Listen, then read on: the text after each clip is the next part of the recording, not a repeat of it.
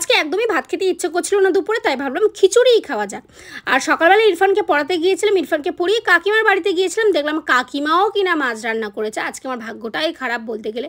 তো কাকিমার উঠান ভর্তি পুরো লজ্জাপতি গাছে ভরে গেছে, এই চারিদিকে সবুজের মাঝখানে এই গোলাপি ফুলটা কি ভালো লাগছে না। লজ্জাপতি গাছকে একটু বেশি করে লজ্জা দিয়ে চলে আসলাম। তারপরে বাড়িতে এসে দেখি মা রান্না করছে ডিম আর ভাত। আর ডিমটা খেতে আমার একদমই ভালো লাগে না সেরকমভাবে ভাত দিয়ে, তাই ভাবলাম চটপটা খিচুড়ি বানানো যাক। যখন আমার মাথায় কিছু খাওয়ার প্ল্যান আসে না, তখন আমার খিচুড়িটার সঙ্গে সঙ্গে মাথায় চলে আসে।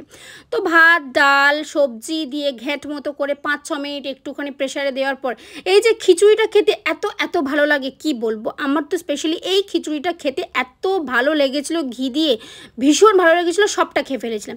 তারপরে ভাবলাম যে সন্ধ্যেবেলা একটু ফিশ ফ্রাই বানালাম, কিন্তু ল্যাদের জন্য আর সময়ের অভাবে করা হয়নি। আর তারপরে পড়াতে গিয়ে খেয়েছিলাম একটুখানি পেয়ারা মাখা। তোমাদের কেমন লাগলো জানি।